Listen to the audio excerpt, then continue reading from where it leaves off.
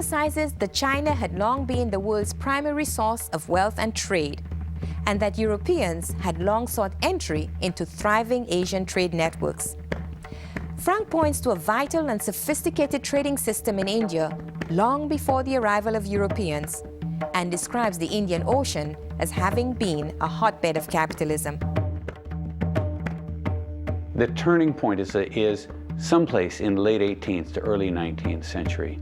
The phrase that Frank used was that Europe got a ticket or hitched the ride on the Asian economic train, that Europeans as traders around the outside of the Asian economy were at a time when there was a cyclical downturn in the Asian economy. The Europeans were able to gather military power and economic power, and someplace at that turn of the 19th century to begin to expand at the expense of the Asian economies. Moving beyond the polarized postures of the Landis-Frank debate, scholars trained in the histories of China, India, and other parts of the world beyond Europe have taken up the challenge of explaining the rise of the West.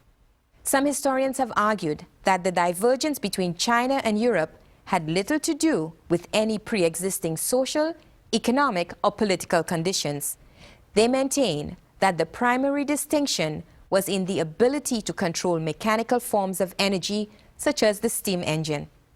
On the whole, it appears that China's relative stability may have made it more resistant to adopting on-tried technologies.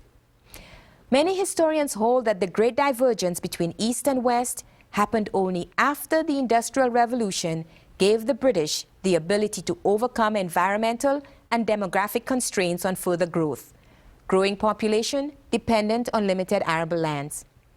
The British were able to overcome these constraints because of their convenient supply of coal and their access to abundant resources in the New World through their colonies.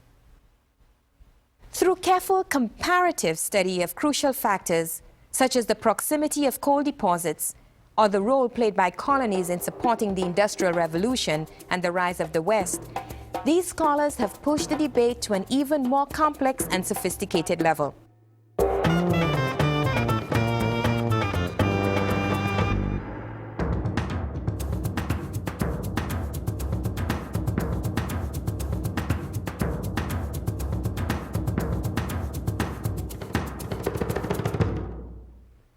Comparative world historians have been able to deepen discussion of the rise of the West by placing explanations of it in a global context. Contemporary historians also use conceptual tools that allow a much more complex understanding of historical causation. Three key concepts are useful in analyzing the causes behind the rise of the West: contingency, accident, and conjuncture. The idea of contingency, as it pertains to the West's rise to power, is that the West's ascendancy was dependent on other developments that happened independently elsewhere in the world and could have taken any number of paths, meaning the rise of the West was not inevitable. For example, one scholar has pointed out the tremendous benefit Europeans received by the so-called discovery of the Americas and sailing around the Cape of Good Hope was contingent on other factors.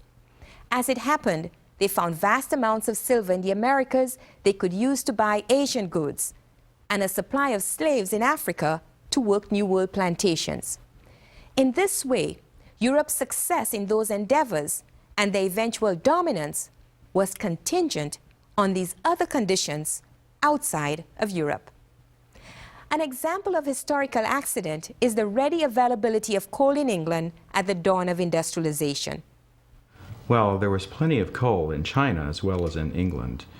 The problem was that the principal deposits of coal in China were way the heck off in the northwestern part of the country, just sparsely populated and not convenient to people who could make use of it.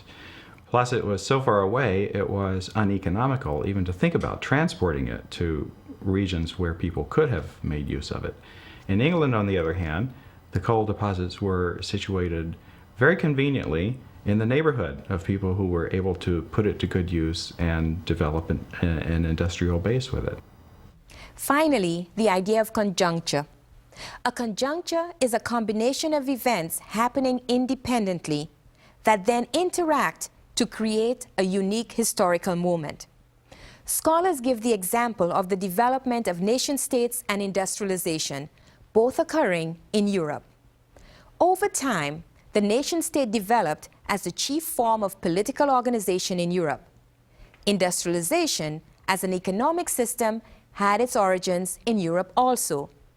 But the development of each was independent of the other. Yet, these two developments eventually came together to produce a powerful worldwide force, economically and militarily. This was conjuncture. Contingency, accident, and conjuncture all come together to create a more complex level of understanding and a more sophisticated explanation for the rise of the West.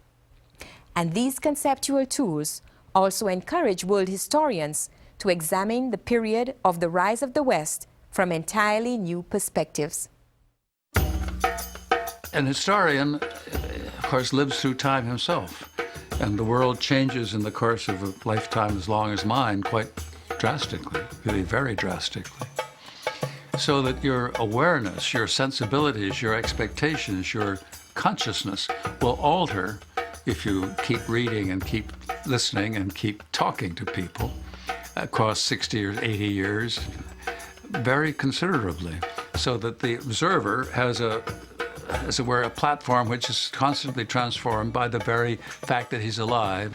It's a new world, but it's the same principle. We are communicating with the people around us. The people around us communicate with the people around them. It's a web that's been there from the very beginning of humankind.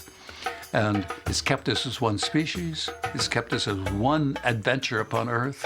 So you're never the same twice. No day you're quite the same person. Your sensibilities and what you can see in the world will alter depending on what you're looking for.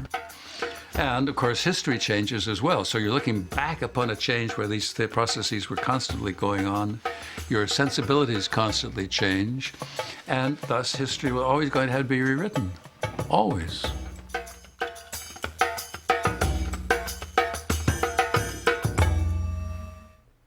William McNeill's landmark work, The Rise of the West, was but the beginning of a long path toward understanding an important chapter in human history. But it is only one path of many. This chapter continues to be rewritten, and there is, assuredly, more to come.